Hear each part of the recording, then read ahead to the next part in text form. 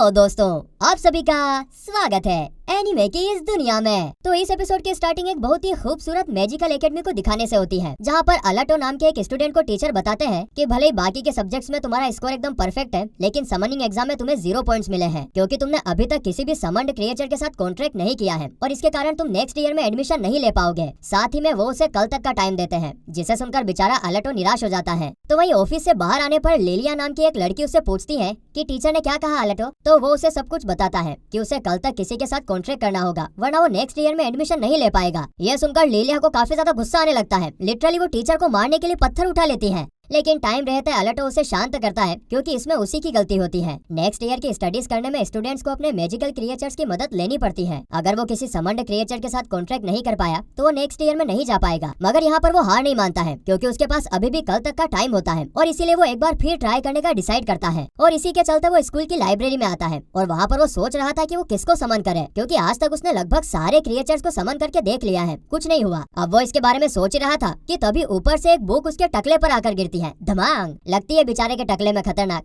फिर वो उस बुक को उठाकर मजाक मजाक में कहता है कि हो सकता है कि ये कोई समनिंग की ही बुक हो, क्योंकि उसे ना ये बुक काफी एंशिएंट लग रही थी। इसके बाद घर आकर जब वो उस बुक को ओपन करता है तो वो सच में एक समनिंग बुक ही निकलती है और थोड़ी देर पढ़ने के बाद उसे उसके अंदर एक वर्किंग मैजिक सर्कल भी दिखाई देता है, जिसे वो तुरंत ट्राई करने का डिसाइड करता है। और फिर मैजिक सर्कल ड्रॉ करने के बाद जब वो कुछ स्पेल्स पढ़ता है तो वो मैजिक सर्कल अचानक से ग्लो होने लगता है, जिसे देखकर अलटो एकदम हैरान रह जाता है, क्योंकि आज से पहले उसका कोई भी मैजिक सर्कल इतना ग्लो नहीं हुआ था। जिसके बाद वो अपने खून की एक बूंद नीचे गिराकर समनिंग रिचुअल को कंप्लीट करता है। ऐसा करते ही मैजिक सर्कल में से ढेर सारा धुआं बाहर निकलने लगता है, जिसे देखकर तो अलटो काफी ज्यादा खुश हो जाता है। वाह! और फिर तभी उसकी नजर धुएं में से दिख रहे सिंह और हिलती हुई पूंछ पर पड़ती है, और जब धुआं सेटल होता है तो उसके अंदर से काफी खूबसूरत लड़की बाहर निकलती है, वो भी बिना कपड़ों के। हाँ, तुम लोगों ने सही सुना, बिना कपड़ों के। सीन में सब कुछ दिख ही रहा होगा, जिसे देखकर अल्टो समझ जाता है कि वो कोई इंसान तो नहीं है। तो फिर मैंने किसको समन किया है? और इतना कहते ही उसकी आवाज हड़बड़ाने लगती है और वो उसी हड़बड़ाहट में उस लड़की से कहता है कि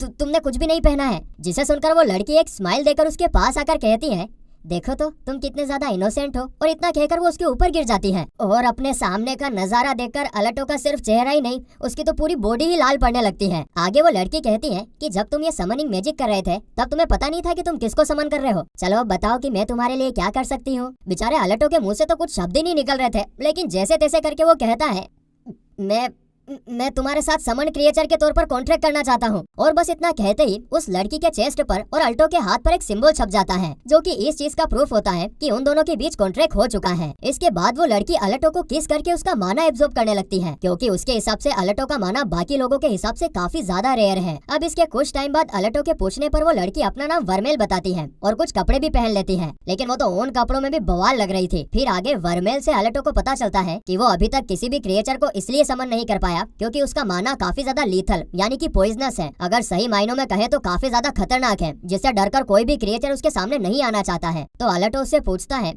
कि अगर ऐसा है तो तुम कैसे समन हो गई? तुम क्या एक डीमन हो? क्योंकि स्कूल में उसे पढ़ाया गया था कि डीमंस काफी ज्यादा खतरनाक और इल्यूजनरी होते हैं। जिस पर वर्मेल कहती है कि तुमने सही कहा, मैं एक इविल डीमन हूँ। नहीं, मैं तो एक इविल नोटी लड़की हूँ, और अगर सच कहूँ तो मैं यहाँ पर आते ही तुम्हें खत्म कर सकती थी। मैंने ऐसा इसलिए नहीं किया क्योंकि मैं पिछले काफी टाइम से उस गंदी सी एंशिएंट बुक में ट्रैप थी और तुमने तो मुझे वहाँ से बाहर निकाला है, इसीलिए मैं तुम्हें खत्म नहीं करना चाहती। जिसे सुनकर अल्टो पूछता है कि अच्छा, वैसे तुम्हें वहाँ पर ट्रैप किसने किया था? लेकिन वर्मेल इसका कोई जवाब नहीं देती और एक बार फिर उसे टीज करने लगती है। यहाँ पर सीन कट होता है और हमें स्कूल का सीन दिखाया जाता है, जहाँ पर वर्मेल को देखकर टीचर कहते हैं कि तुम ऐसे ही किसी इंसान को अपना कॉन्ट्रैक्ट शेयर नहीं कर सकते, ये सब कैंपस में अलाउ नहीं है। जिसे सुनकर वर्मेल टीचर के पास जाकर उसे अपना कॉन्ट्रैक्ट का सिंबल दिखाकर कहती है कि तुम इसके बारे में तो जानते ही होंगे, जो कि सिर्फ समन क्रिएचर के साथ ही किया जाता है। अब कॉन्ट्रैक्ट सील देखकर टीचर कहते हैं कि यह तो किसी इंसान के साथ नहीं किया जा सकता है, इसका मतलब अल्टो तुम समनिंग एग्जाम में पास होते हो। जिसे सुनकर अल्टो काफी ज्यादा खुश हो जाता है, क्योंकि अब वो फाइनली सेकेंड ईयर में आ चुका है। तो वही क्लास के दौरान वर्मेल अल्टो के साथ चिपक कर बैठी हुई थी, जिसे देखकर दूर बैठी लिलिया को काफी ज्यादा गुस्सा आ रहा था, मानो वर्मेल और किसी के साथ नहीं बल्कि उसके फ्यूचर हस्बैंड के साथ बैठी हो। लेकिन क्या कर सकते हैं, क्लास में होने के कारण बेचारी कुछ नहीं कर पाती है। लेकिन जैसे ही क्लास खत्म होती है वो भागते हुए उन दोनों के पास जाकर पूछती है कि अल्टो ये सब क्या चल रहा है और ये लड़की कौन है? जिसे सुनकर हमें एक फ्लैशबैक दिखाया जाता है, जहाँ पर एक इंसान दिखने के लिए वर्मेल ने अपने सिंग और घूमती हुई लटकती हुई पूंछ को गायब कर दिया था, ताकि अल्टो और वो सबके सामने आराम से रह सके।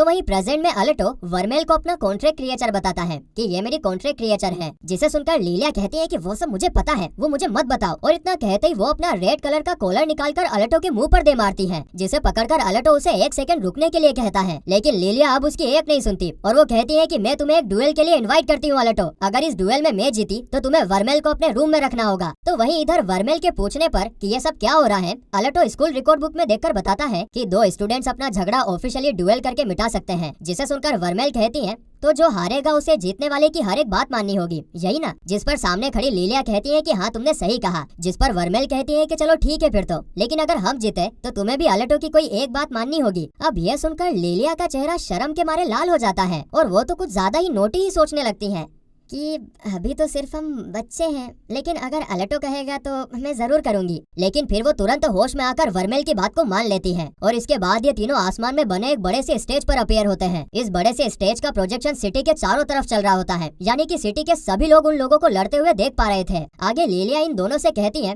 कि डुएल के रूल के हिसाब से स्टूडेंट्स अपने कॉन्ट्रैक्ट स्पिरिट्स का भी यूज कर सकते हैं, और बस इतना कहते ही वो अपनी कॉन्ट्रैक्ट स्पिरिट को समन करती है। उस कॉन्ट्रैक्ट स्पिरिट को देखकर वर्मेल कहती है कि ये इस एज में भी हाई क्लास वाइंड स्पिरिट को समन कर सकती है, काफी इंप्रेसिव है। लेकिन इधर अलटो की तो उसकी कॉन्ट्रैक्ट स्पिरिट को देखकर पहले फट चुकी थी, वो क्या खाक लड़ेगा। आगे फिर लिलिया कहती है कि कॉन्ट्रैक्ट स्पिरिट और मेरी पावर मिलने के बाद हम दोनों काफी ज्यादा पावरफुल हो जाते हैं। तुम लोग भले ही टफ होंगे, लेकिन हमारी पावर के आगे तुम टिक नहीं पाओगे, तो अभी से हार मान लो। लेकिन इससे पहले कि सामने से कोई कुछ जवाब देता, लिलिया उनके ऊपर एक काफी पावरफुल अटैक कर देती है, जिसे देखकर अलटो, जिसकी पहले ही फटकर 4 हो चुकी थी, अब वो 64 हो जाती है और वो तो उसके अटैक के सामने कुछ नहीं कर पाता। लेकिन तभी वर्मेल उसके सामने आकर खड़ी हो जाती है और कहती है कि मुझे भी अपनी पावर दिखाने का मौका तो दो, आखिरकार तुम मेरे मास्टर जो हो। और तभी लिलिया का अटैक उन तक पहुंच भी जाता है, जिसे देखकर लिलिया काफी खुश भी होती है, क्योंकि एक डायरेक्ट हिट था। लेकिन जब आसपास का धुआं हटता है तो उसकी आंखें फटी की फटी रह जाती हैं, क्योंकि वर्मेल को एक खरोच तक नहीं आई थी। और फिर वो एक इविल स्माइल करते हुए कहती है, बस तुम्हारे अटैक में इतना ही दम था,